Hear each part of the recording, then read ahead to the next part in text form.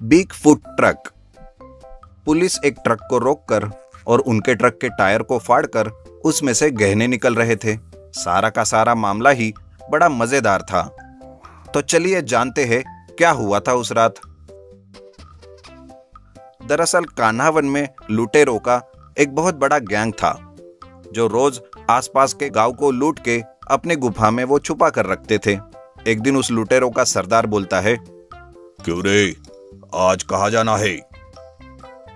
सरदार, आज हमको चंपारण जाना है। सुना है वहाँ के लोगों के पास बहुत संपत्ति है। अच्छा, तो चलो, देर किस बात की, फिर आराम से गोवा में छुट्टी मनाएंगे।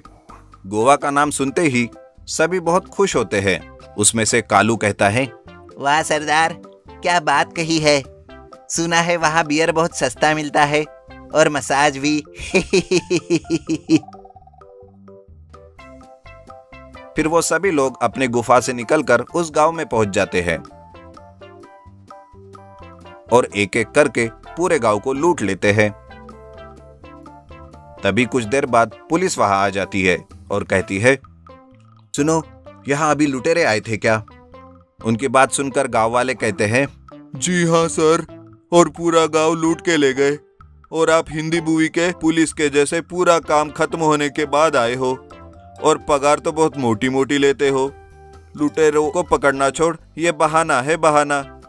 अरे मेरे बाप, सुनो तो सही। आपके लिए जितना जरूरी है उतना मेरे लिए भी उसको पकड़ना जरूरी है। कल मेरे घर से मेरे बीवी के सभी गहने चुरा लेकर गए वो।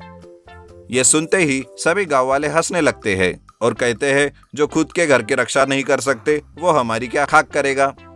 तभी ऐसा है, उनकी हंसी देखकर अपनी टीम से वो गुस्से से कहता है, चलो रे, आज पूरा जंगल छान मारते हैं। अगर वो लुटेरे कहीं मिल गए तो मार मार के उनका पिछवाड़ा लाल कर दूंगा। लेकिन पूरा जंगल घूमने के बाद भी उनका कोई पता नहीं मिलता। तभी एक लुटेरा पुलिस को देख लेता है और जल्दी से जाकर अपने सरदार को बोलता है, सरदार, बड़ी गड़बड़ हो गई है। लगता है पुलिस को हमारे अड्डे की भनक लग गई है। इससे पहले वो हम तक पहुंचे, हमको यहाँ से सारा सामान लेकर भागना पड़ेगा। तभी वो कालू कहता है, पर सरदार, इतना सारा लूट का सामान लेकर कैसे जाएंगे? पुलिस चौकी में पकड़े नहीं जाएंगे? तभी उनका साथी सांबा बोलता है, मैं एक आदमी को जानता हूँ जिसके पास हर समस्या का हल है, और उसके पास एक ट्रक भी है। फिर दूसरे दिन सांबा उस ट्रक वाले पुट्टू को बुलाता है। सरदार उसे कहता है, सुन रे, हमको पूरा खजाना लेकर शहर जाना है अपने दूसरे अड्डे में। तुमको 5% मिलेगा ले जाने के लिए। ठीक है, फिर ट्रक में भर के लेके जाएंगे। अबे चौके में जो तेरा मौसा खड़ा है उससे कैसे बचेगा? हाँ सरदार, मैंने तो ये सोचा ही नहीं। अबे गधे, तभी तो तुझे बुलाया कि कुछ दिमाग लगाएगा। कुछ देर सोचने के बाद ट्रक वाला सरदार से कहता है, सरदार, मैं अपने ट्रक में बड़े बड़े टायर लगाता हूँ जिसके अंदर खजाना भर के हम शहर लेकर जा सकते हैं। सरदार ये बात सुनकर खुश होता है। फिर दूसरे दिन वो ट्रक वाला पुट्टू अपने ट्रक में बहुत बड़े बड़े चक्के लगा के आ जाता है और सभी की मदद से टायरों में बहुत सारा खजाना भर देता है।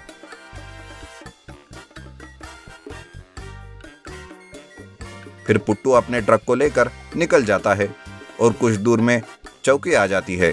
पुलिस उसे रोकती है। एसआई पूछता है, कहाँ जा रहा है ट्रक में इतने बड़े बड़े टायर लगा के? साहब, शहर में मुझे बहुत बड़ा कॉन्ट्रैक्ट मिला है सामान इधर से उधर ले जाने के लिए, जो छोटे टायर वाले ट्रक में नहीं हो सकता। इस कारण ऐसे बड़े टायर लगा के जा रहा हूँ। अच्छा। एसआई और पुलिस ट्रक को अच्छे से चेक करके जाने देते हैं। पुट्टू शाम को पूरा खजाना छोड़कर वापस आ जाता है। वापस चौकी पर पुट्टू कहता है, साहब, जा सकता हूँ? हाँ जाओ, ऐसा पुलिस कहती है। और पुट्टू फिर सरदार के पास चला जाता है। दूसरे दिन भी वो वैसा ही करता है। ऐसे वो 3 दिनों तक करता है। फिर सरदार कहता है, पुट्टू, आज ये आखिरी दिन है। आज हम सभी साथ में जाएंगे, फिर तुमको वहां से पैसा मिल जाएगा। ठीक है सरदार, लेकिन आप सभी अपना हुलिया बदल देना।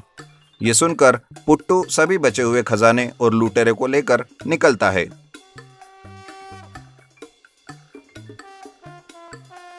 चौकी पे रुकता है। पुट्टू कहता है, राम राम साहब। राम राम। आज इतने सारे लोगों को कहाँ लेकर जा रहे हो? सर, ये गांव के मजदूर है, इनको काम दिलवाने जा रहा हूँ। अच्छा अच्छा, जाओ जाओ। पुट्टू आगे ट्रक लेकर निकलता है।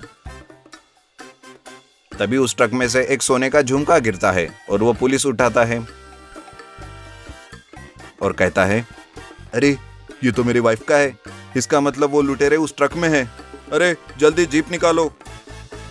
ये कह के पुलिस उस ट्रक का पीछा करने लगते हैं और कुछ देर में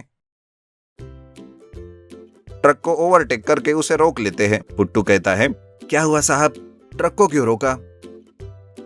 अभी पता चल जाएगा कि क्या हुआ। सुनो, अच्छे से इस ट्रक की तलाशी लो। कुछ देर तलाशी लेने के बाद उनको लगता है कि ट्रक के टायर में कुछ तो गड़बड़ है। फिर टायर को वो काटते हैं तो उसके अंदर से बहुत सारा खजाना निकलता है। एसआई कहता है, पुट्टू ये सब क्या है? पता नहीं साहब, ये क्या है? अच्छा, तुझे नहीं पता? ऐसा बोलकर एसआई पुट्टू को एक झापड़ लगाता है और सबको बाहर निकलने के लिए कहता है। सभी लोग जब बाहर निकलते हैं तो उनको पता चलता है कि वो सब तो वही लुटेरे थे जो गांव को लूट रहे थे।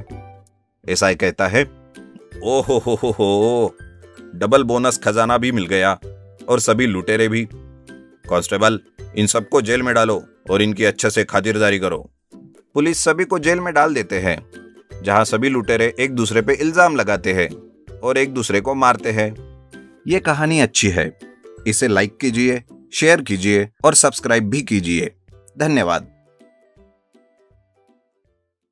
मैं अनार सुर हूँ। नंदगढ़ नामक गांव में बंसी नाम का एक आदमी रहता था, जिसकी एक किराने की दुकान थी। जो एक नंबर का कंजूस और लालची आदमी था। अगर उसकी चाय में मक्खी भी गिर जाए तो उसे भी वो चूस के फेंकता था। अबे ओए कामचोर, जल्दी सफाई कर, दिवाली का समय आने वाला है, फटाके खरीदने जाना है।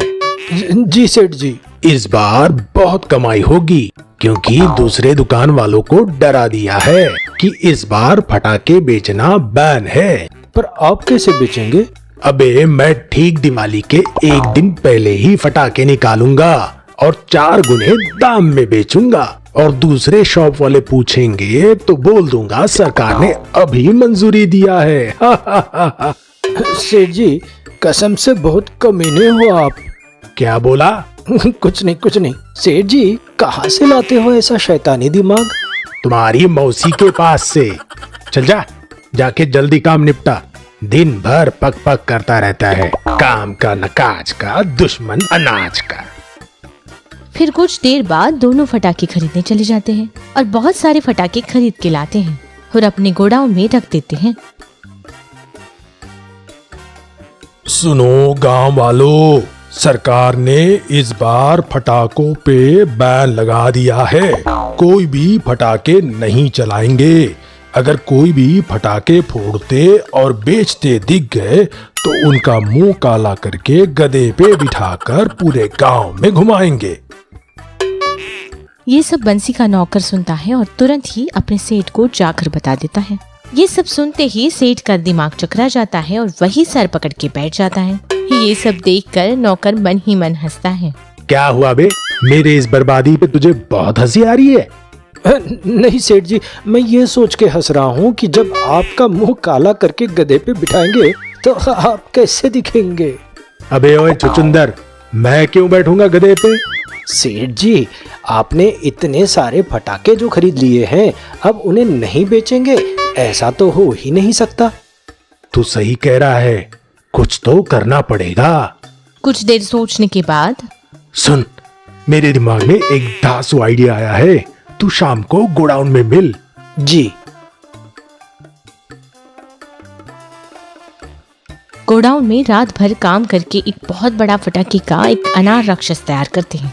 हमने इतने फटाके का अनार राक्षस तो बना लिया है, लेकिन इसका करेंगे क्या? उसको पूरा स्कीम समझा देता है। कालू उस बड़े फटाके वाले अनार राक्षस को लेकर गांव की तरफ जाता है। गांव वाले जैसे ही उस अनार राक्षस को देखते हैं सब इधर उधर भागने लगते हैं।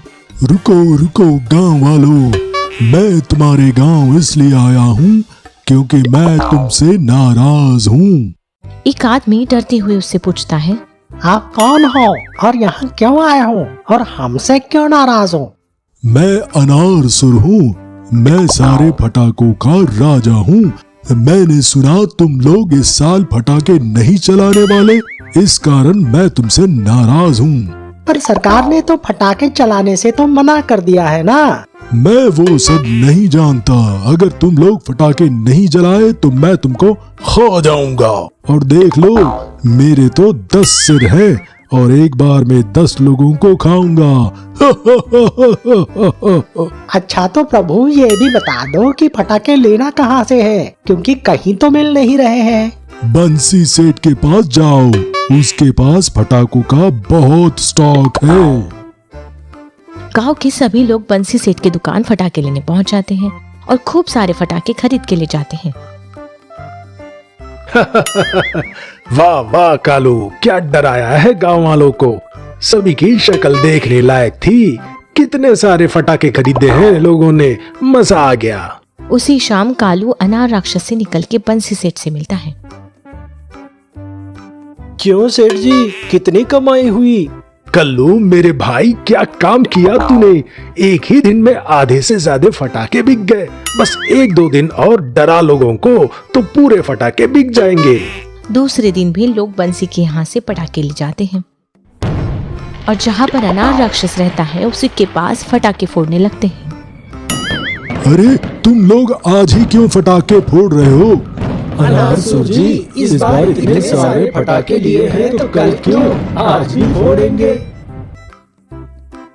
तभी एक आदमी रॉकेट चलाता है और रॉकेट चलते ही घूमते हुए सीधे अनार राक्षस के पेट में जाकर घुसता है और बहुत बड़ा धमाका होता है। अंदर बैठा कालू जोर जोर से चिल्लाने लगता है, बचाओ बचाओ, हे भगवान आ! और कालू अनार से बाहर आता है। सभी लोग ये देख के हैरान हो जाते हैं कि अनार के अंदर कालू था। क्यों रे, तो इसके अंदर क्या कर रहा था? कालू सभी बातें गांव वालों को बता देता है। फिर सभी गांव वाले बंसी की दुकान के पास जाते हैं और दोनों की खूब पिटाई करते हैं और दोनों का मुंह काला करके गधे पे बिठा के पूरे गांव में घुमाते हैं।